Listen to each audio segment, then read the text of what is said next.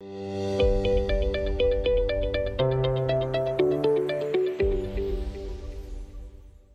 bien, bonjour à toutes et à tous.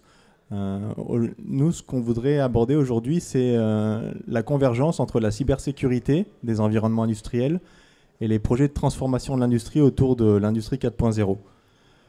Peut-être qu'il y en a parmi vous qui ont des projets de transformation numérique dans les usines ou dans les sites industriels à gérer et qui peuvent considérer que la cybersécurité est un frein pour le déroulement du projet, pour la temporalité.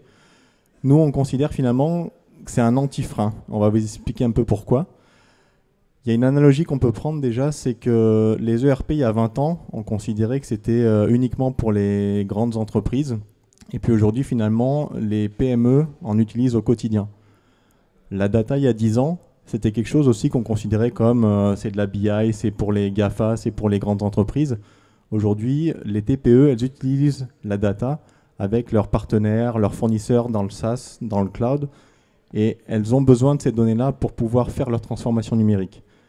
Et bien aujourd'hui, on considère que si on veut dérouler sa transformation numérique, son industrie 4.0, et bien la cybersécurité, ça fait partie des facteurs clés de succès pour pouvoir implémenter ces mesures-là et faire la transformation numérique, et que ce n'est pas un frein, au contraire, c'est un anti-frein.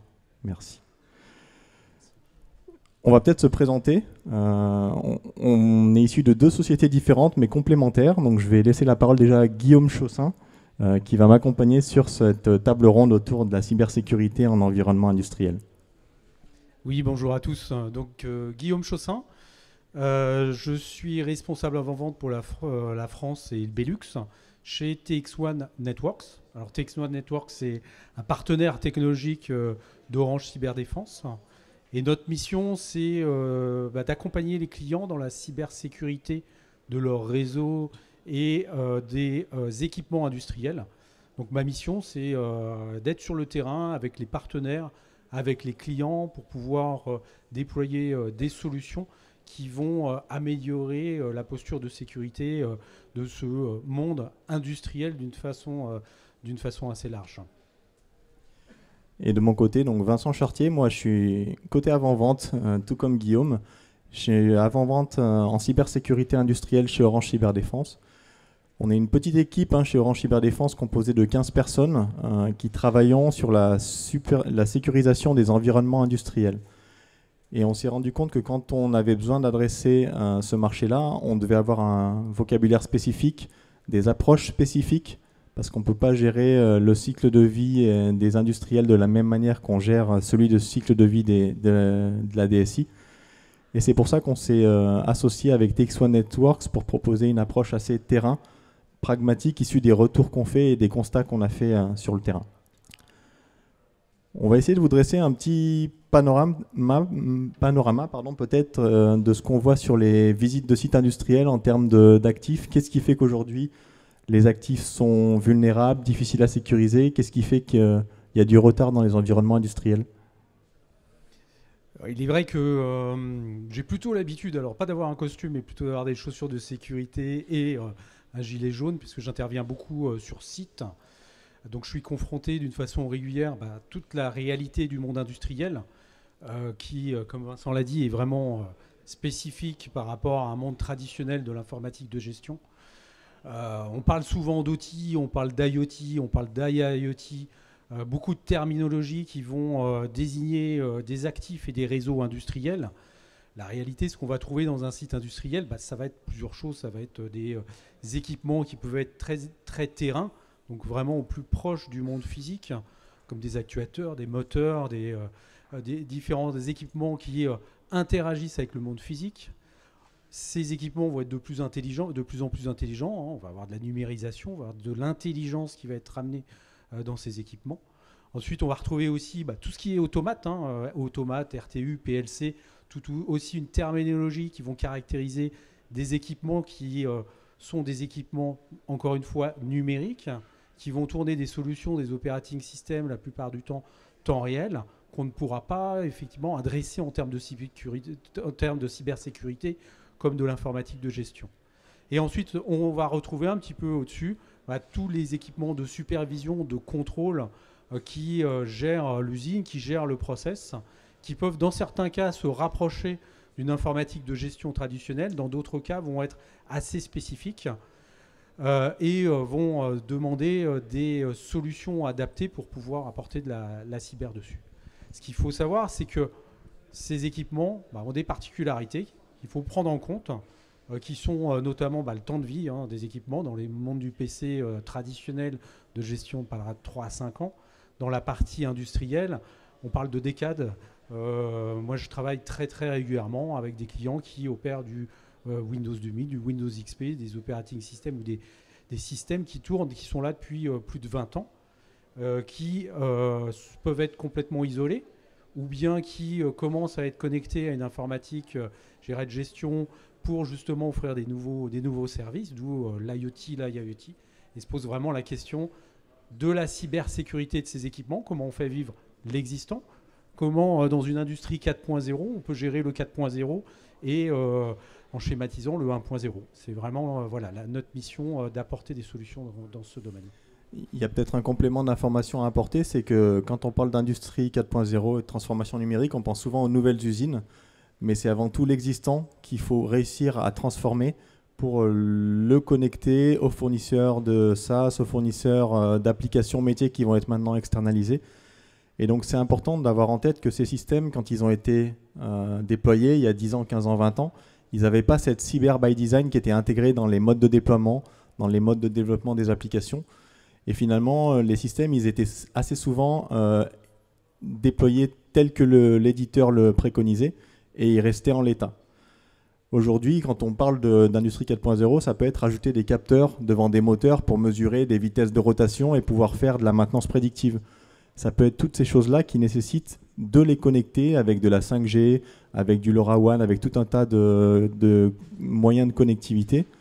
Ça nécessite aussi de réformer des LAN industriels. Et bien ces choses-là, il faut les adresser aujourd'hui avec cet état des lieux il y a l'existant sur les industries actuelles, il y a aussi les nouvelles usines, et on ne peut pas aborder les deux de manière complètement déconnectée. Il faut avoir une approche qui permet de faire converger un existant et du greenfield, parce que les entreprises aujourd'hui, à part celles qui se créent aujourd'hui, elles ont ces deux cas de figure-là à gérer. Il y a un autre point qui est important, peut-être, c'est la convergence IT-OT dont on parle beaucoup quand on parle d'industrie 4.0. C'est que nos clients industriels, ils ont de l'IT, ils ont de l'OT, mais ils ont aussi de l'IT dans l'OT ou des liens entre l'IT et l'OT. Je parlais de l'ERP tout à l'heure. Aujourd'hui, il est difficilement imaginable d'avoir des ordres de commande qui passent et qui ne viennent pas par l'ERP. Donc l'ERP, il doit envoyer ses ordres de production au système industriel. Le système industriel, il doit pouvoir être maintenu à distance, il doit pouvoir être accédé par des télémainteneurs. Donc il y a vraiment cette hyperconnectivité, mais aussi cette intégration forte entre l'IT et l'OT où les deux mondes finalement convergent sur la partie connectivité et accès.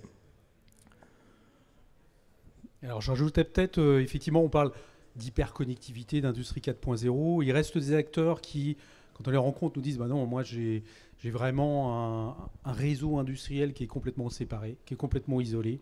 J'ai mis effectivement des barrières périmétriques entre l'IT et l'OT. Je suis étanche et donc moins vulnérable ou pas vulnérable à la cybersécurité.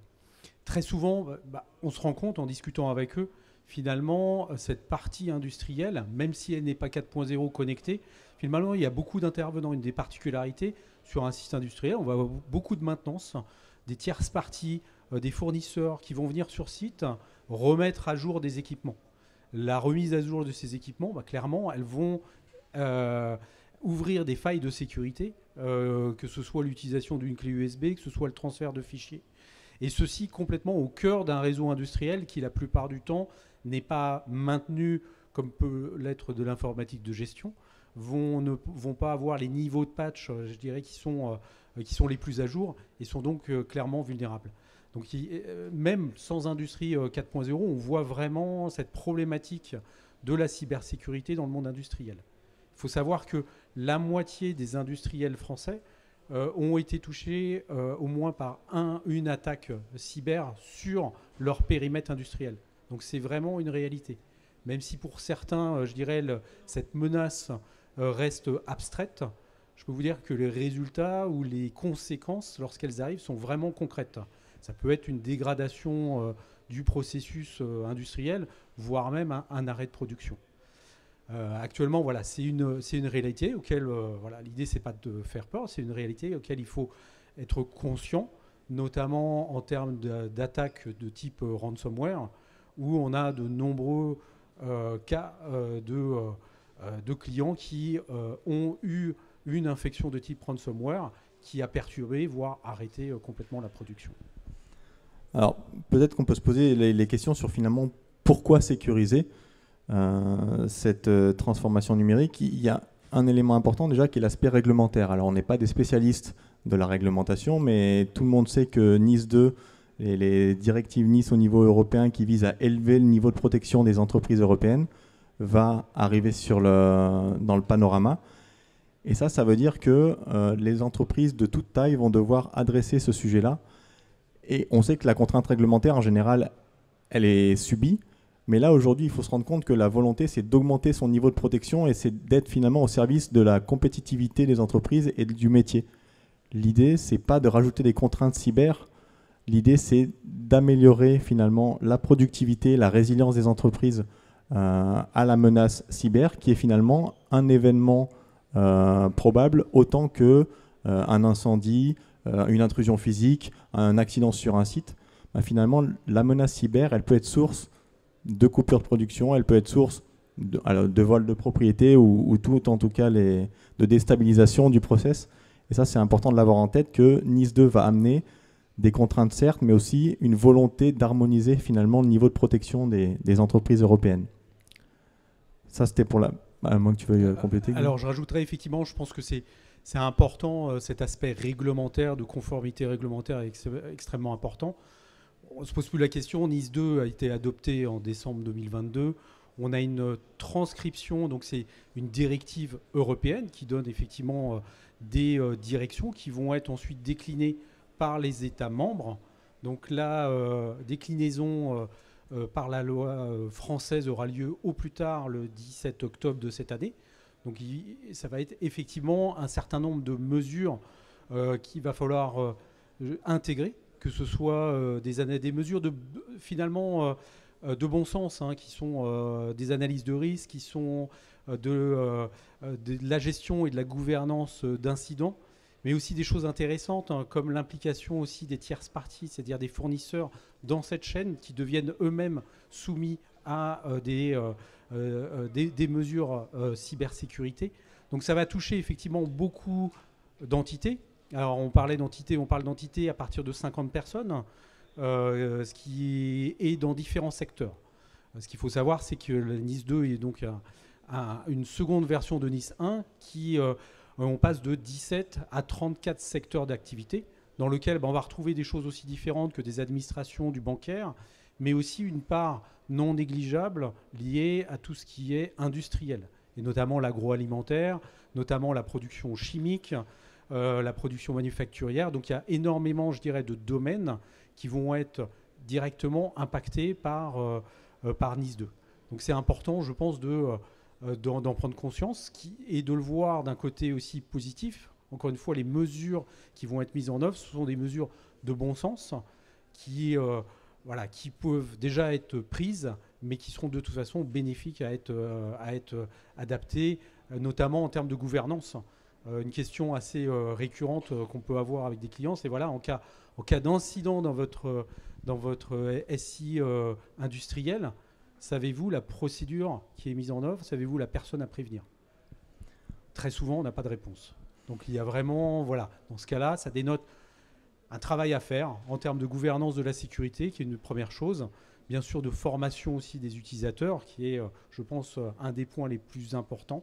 Voilà, quelques mesures qu'il va falloir mettre en place d'ores et déjà. Et plus on s'y prend à l'avance, et plus ça sera effectivement facile de se conformer à ces exigences réglementaires. Et peut-être juste pour finir sur le pourquoi sécuriser, je ne sais pas qui parmi vous est la population qui est dans des grandes entreprises ou des entreprises plutôt de taille moyenne. En fait, les entreprises de taille moyenne, surtout dans le milieu industriel, elles ont du retard, donc du coup, elles ont des défauts de sécurisation et elles sont plus vulnérables que les autres. Parce qu'elles ont moins de moyens, elles ont moins cette prise de conscience. J'ai amené avec moi le guide de l'ANSSI sur la cybersécurité pour les TPE-PME. En 13 questions, finalement, on se rapproche souvent de questions assez pragmatiques Donc la cyber, oui, ça peut être des analyses de risque, oui, ça peut être des plans assez complexes dans des grandes organisations, mais quand on est au niveau de l'échelle d'une TPE ou d'une PME, les questions que posait Guillaume, c'est comment séparez-vous vos usages informatiques? Comment répondez-vous en cas d'incident? Ça peut faire office de checklist aussi sur les bonnes questions à se poser et les chantiers à adresser à son échelle, avec ses moyens, mais au moins pour être sûr de pouvoir les traiter. Voilà, ce qui est important, effectivement, c'est bien de repartir sur les basiques. Finalement, par où commencer, justement? C'est un peu la question qu'on se pose. Et par où commencer? Par où ne pas commencer, je dirais, c'est déjà d'aller dans tous les sens et puis essayer de réinventer la roue. En fait, finalement, même si on parle de cybersécurité industrielle, on va hériter d'un certain nombre d'expériences de l'informatique de gestion qui sont applicables sur l'informatique industrielle. Et en plus, on va avoir pas mal de guides, de normes, de standards qui existent sur le marché. Ça peut être l'ISO 62443, ça peut être des documents de l'ANSSI, ça peut être de la 27001, ça peut être différentes, je dirais, sources documentaires qui vous permettent justement de savoir par où commencer. Quelles sont les étapes? Alors c'est un long chemin, la cybersécurité c'est un long chemin qui n'a pas, je dirais, un but final, parce qu'on continuera à cheminer. C'est sans cesse un travail, je dirais, de remise en question, de supervision. Maintenant, des étapes simples sont déjà, comme j'en parlais, la sensibilisation des utilisateurs. Quand je vous parlais effectivement du risque de ransomware, très souvent ce risque de ransomware, il arrive par du phishing, tout simplement, un email dans lequel un utilisateur va cliquer, malheureusement charger une charge virale, lancer une charge virale qui va amener la contamination du réseau. Si le réseau n'est pas segmenté, la propagation du ransomware sera globale sur un SI industriel. Donc la formation des utilisateurs est extrêmement importante, en particulier des opérateurs industriels. Les opérateurs industriels ont des très grandes compétences sur le process, sur l'industrie. En général, peu ont double compétence cybersécurité, industrie. Donc c'est important de les sensibiliser sur le fait des risques réels en termes de cybersécurité, sur la bonne hygiène, je dirais, de l'utilisation des moyens numériques pour la cybersécurité, mais aussi de commencer à les sensibiliser sur l'importance aussi d'appliquer des bonnes règles de sécurité sur leur périmètre. Donc ça, c'est une première chose. L'humain, c'est vraiment primordial. Ensuite, on va avoir effectivement la sécurisation des équipements eux-mêmes, avec le challenge ou le défi que représentent les équipements, la protection des équipements qui sont anciens, la protection des équipements qui sont exotiques, je dirais, en termes numériques, ceux qui sont déconnectés. Voilà, c'est un défi à relever. La protection des réseaux.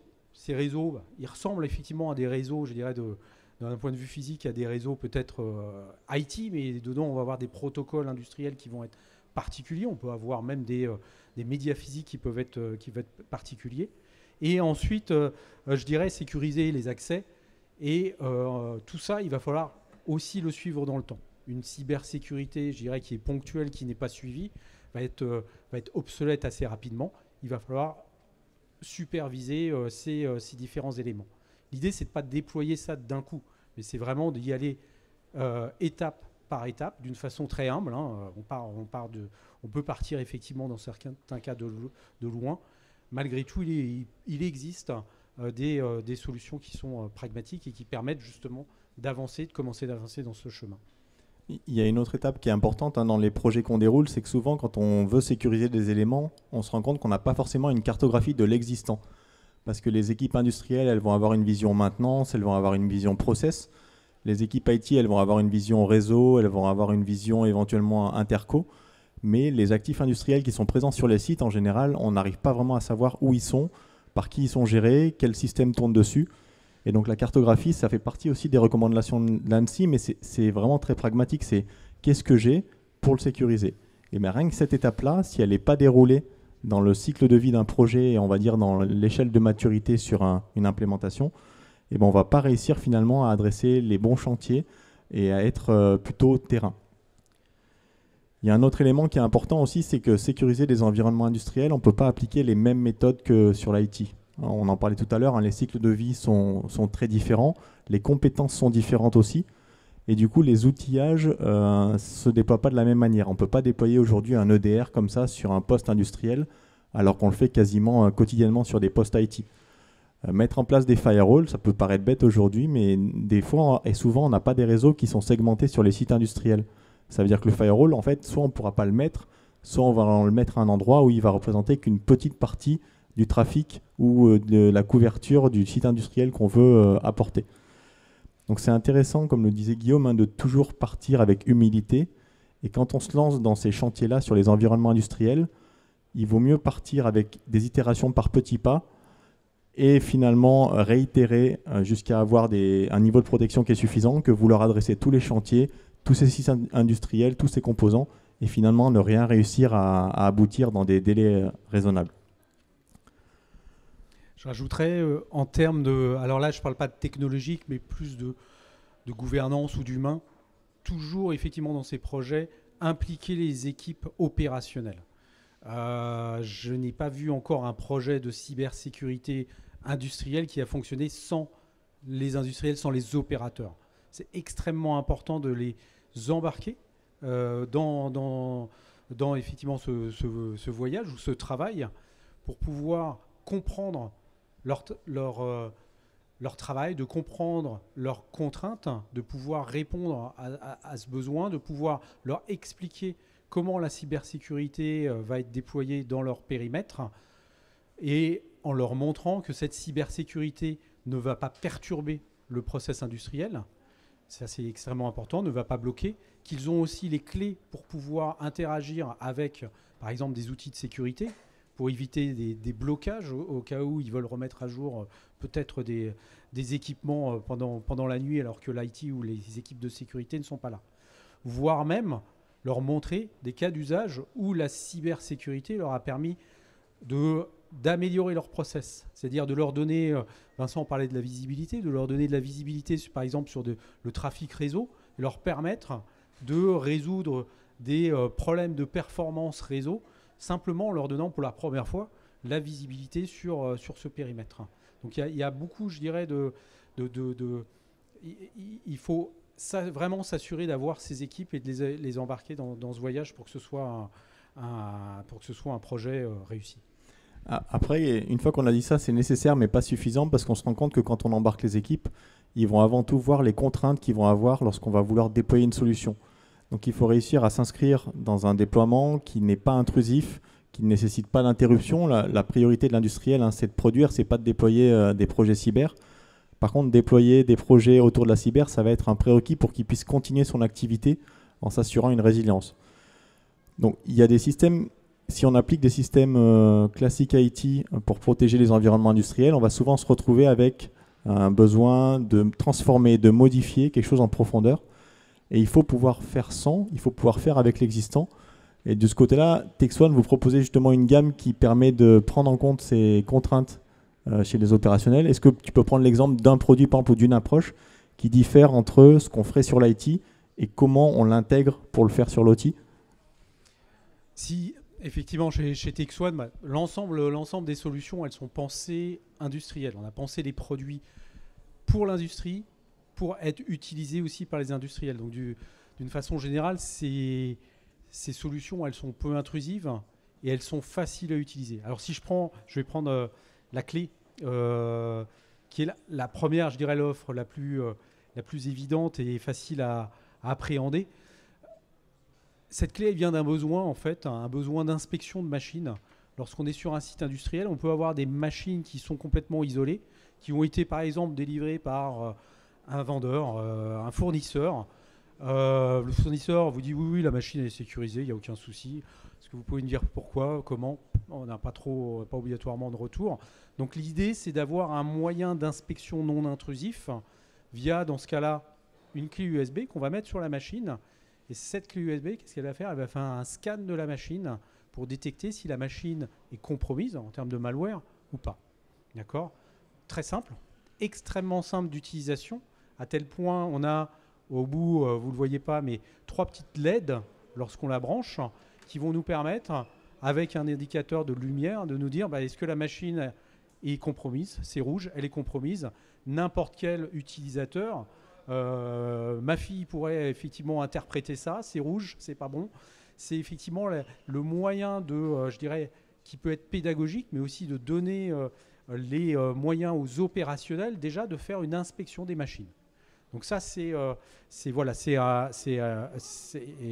clé va permettre de faire cette inspection sans installation logicielle, qui est aussi une contrainte dans le monde industriel. Certains fournisseurs vont empêcher, vont bloquer toute installation logicielle. Bon, on est capable de faire ça sans installation logicielle, avec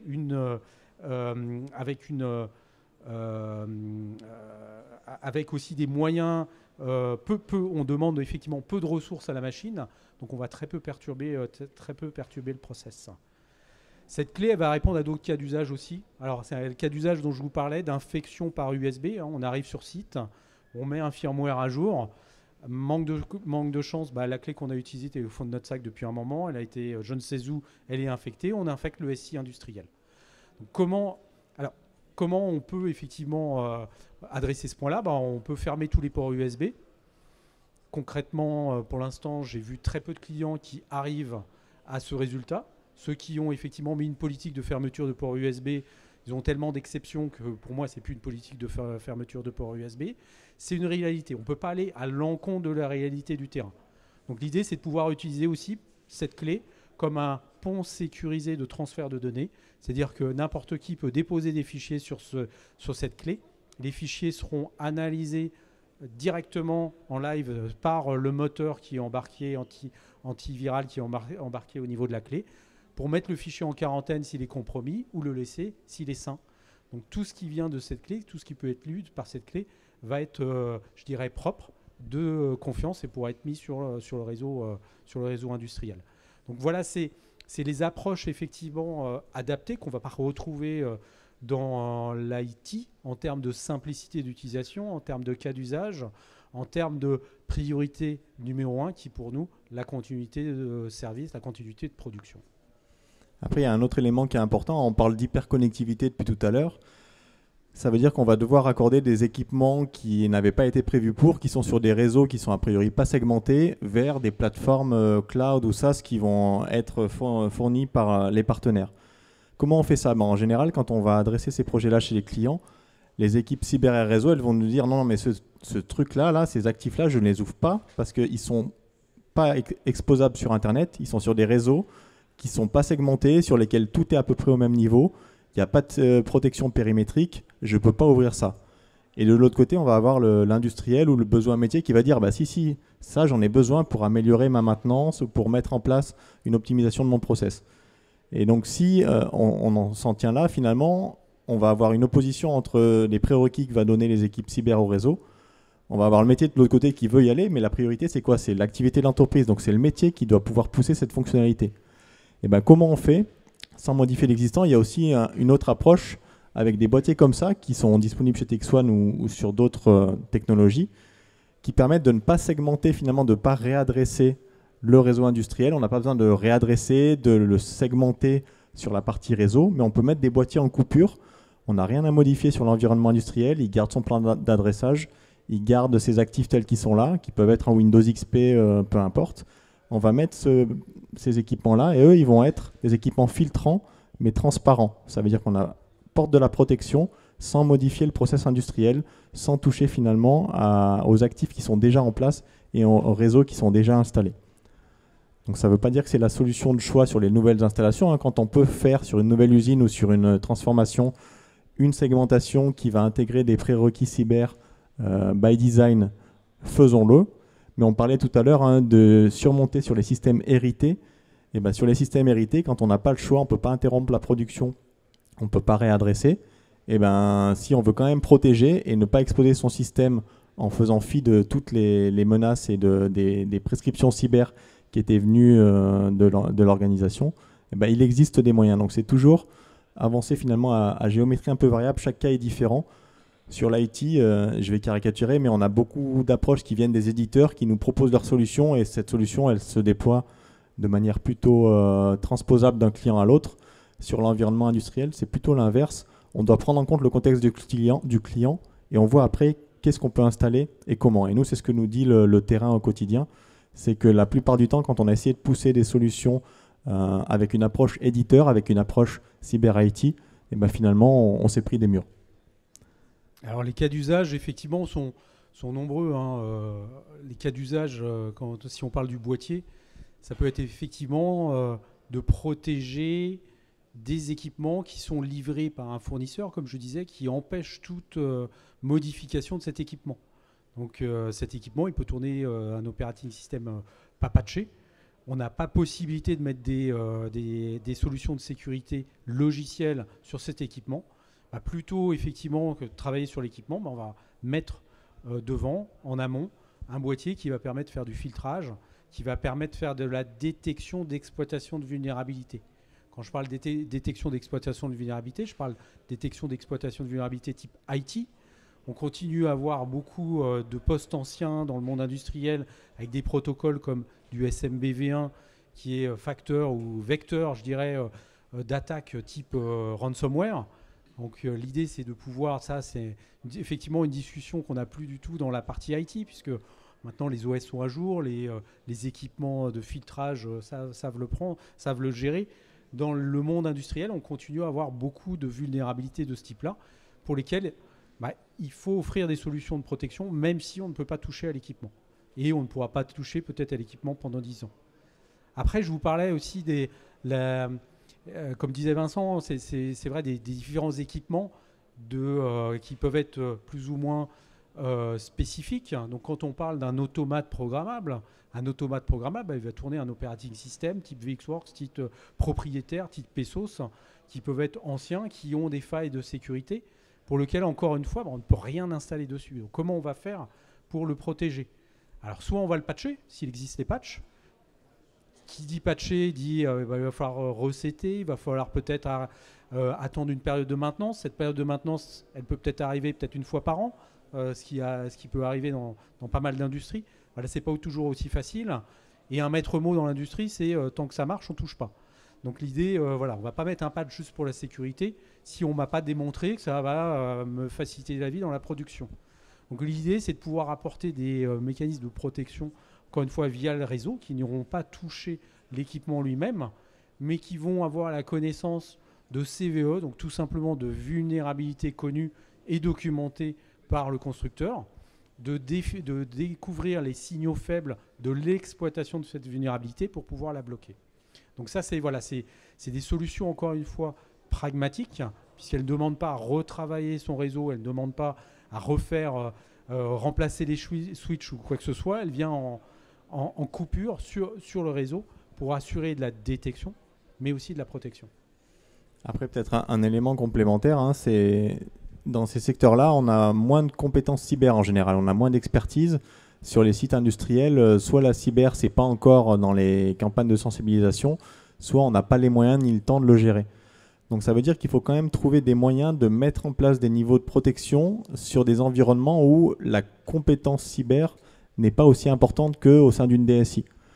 Et ça, c'est important à prendre en compte parce que ça veut dire qu'il faut essayer de vulgariser, il faut essayer de transposer des approches qui sont en général assez complexes dans les environnements IT, qui sont portés par la cyber, avec des choses plus terrain, compréhensibles par un opérationnel.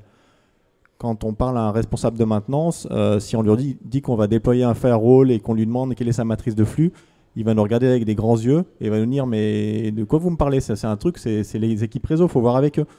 Et si on va voir les équipes réseau, ils vont nous dire « ça, je ne sais pas les flux qui passent parce que je n'ai pas de cartographie et je n'ai pas réussi à avoir d'inventaire de ces flux-là ». Donc on va se retrouver face à un mur de l'incompréhension qui va nous empêcher d'avancer. Si on essaie de mettre dans les mains des opérationnels finalement des choses qui sont plus simples, plus abordables, le boîtier dont on parle là, alors il faut interrompre la chaîne de production là pour le faire en l'occurrence parce qu'il faut quand même brancher le câble à un moment. Par contre, on a un câble en entrée, on a un câble en sortie, on n'a pas de matrice de flux à avoir, ça va protéger des vulnérabilités qui sont identifiées par le produit. Donc c'est important d'avoir en tête ça, que plus on va faciliter finalement l'implémentation dans l'usine, plus on va mettre la cyber au service du métier et pas déployer la cyber comme un projet technologique à part entière, plus facilement ça pourra prendre au sein des organisations et apporter un niveau de protection supérieur directement sur les sites industriels.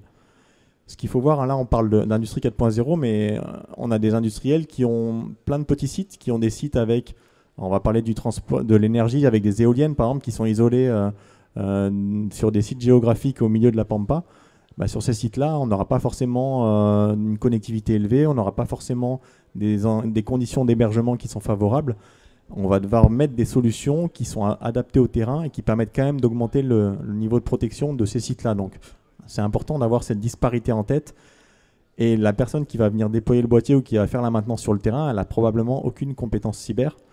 Donc, c'est important d'avoir ça en tête, c'est que ce qu'on va mettre sur site, il faut que ce soit simple et que ce soit maintenable dans le temps, pour qu'on ne retombe pas dans le travers de la maintenance qui n'a pas été faite sur les systèmes industriels, qu'elle ne soit pas faite sur les systèmes de protection. Donc ça ne veut pas dire qu'on peut mettre ça dans les mains de n'importe qui, mais qu'avec des compétences cyber plus limitées que ce qu'on peut retrouver sur les autres produits, on peut arriver à mettre en place des protections qui sont avec un rapport coût-gain qui est à l'avantage du gain de protection qui est apporté. Après, un point, je rajouterais aussi, qui est important, encore une fois, un point humain. En termes de profil d'intervenant auprès de vos opérations, c'est extrêmement important d'avoir en face d'eux des compétences qui soient techniques cyber, mais aussi qui savent parler leur langage. On voit trop souvent effectivement des incompréhensions entre que ce soit des acteurs ou que ce soit l'IT même de chez nos clients qui discutent avec l'outil, ils ne se comprennent pas. Ils ne se comprennent pas en termes même de vocabulaire, ils ne se comprennent pas en termes de contraintes, en termes de cycles, en termes de besoins. Et à partir de là, on va avoir des difficultés de communication, donc des difficultés à implanter une démarche de cybersécurité. Donc c'est important de vous entourer effectivement d'acteurs qui ont cette double compétence, hein, je pense notamment au CD, qui permettent de crédibiliser, d'expliquer la démarche et d'amener, je dirais, les industriels dans ce chemin. Après, peut-être que pour conclure, c'est vrai qu'on a adressé un panorama assez compliqué, peut-être pour implémenter des mesures. On voudrait rester sur un message positif, hein. Le chemin ne va pas être facile, mais par contre, il existe des moyens simples, on l'a vu avec quelques exemples, d'augmenter le niveau de protection du site industriel. Et quand on a parlé de réglementation tout à l'heure, on ne voulait pas donner l'impression que la finalité, c'est d'avoir un niveau à l'état de l'art et de passer ces 2 prochaines années à mener des projets cyber pour avoir un niveau qui ne sera pas atteignable. L'idée, c'est vraiment de se rendre compte OK, on doit augmenter son niveau de protection parce que c'est un facteur de compétitivité, c'est un facteur de souveraineté, c'est des avantages concurrentiels pour les entreprises, parce que celles qui seront attaquées ou qui sont exposées, peut-être qu'elles seront défavorisées par rapport aux autres qui étaient un peu plus protégées. Donc il faut avoir cette note positive et savoir identifier ce qui est vraiment spécifique cyber, qui nécessite des compétences très avancées, et ce qui est quand même du bon sens. Et le guide de l'ANSSI là est une bonne approche, hein, sur aussi initier une démarche cyber. C'est pas forcément très compliqué, c'est se poser quelques bonnes questions, c'est essayer de se faire accompagner avec les bons produits et les bons partenaires, et d'avancer pour pouvoir, on le rappelle, hein, l'industrie 4.0, c'est pas un projet cyber, hein, c'est un projet métier. Donc l'idée, c'est vraiment d'accompagner les métiers pour qu'ils puissent améliorer leur process opérationnel. Et pour ça, il faut de la cyber, parce qu'aujourd'hui, il n'y aura plus le choix. Mais par contre, il ne faut pas que ce soit la contrainte qui va empêcher cette implémentation de la transformation. Est-ce que tu avais un complément peut-être à... Non, mais comme le dit Vincent, effectivement, faites de la cybersécurité une opportunité. Une opportunité vis-à-vis des concurrents.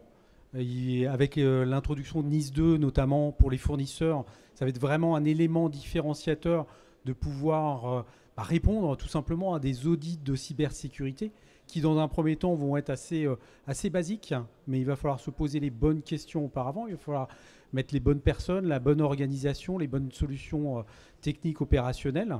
Donc, faites-en vraiment un différenciateur. Profitez aussi de la cybersécurité pour améliorer le process industriel et d'embarquer les industriels.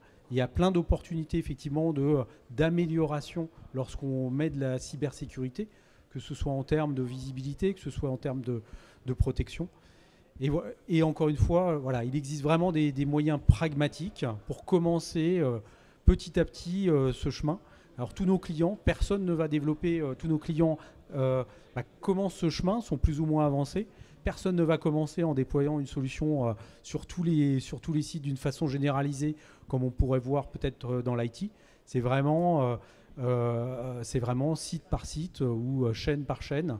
Et pour atteindre finalement, d'une façon très pragmatique, une posture de sécurité qui répond aux exigences du moment. On va prendre quelques questions s'il y en a dans l'Assemblée.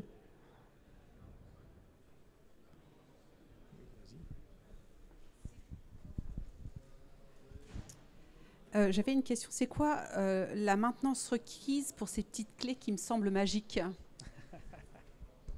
Elles ne sont pas magiques, mais je vais laisser Guillaume répondre. Là.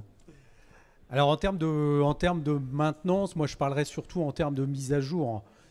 Effectivement, ces clés, si on utilise la partie détection de malware, ces clés, on va avoir besoin de les remettre à jour.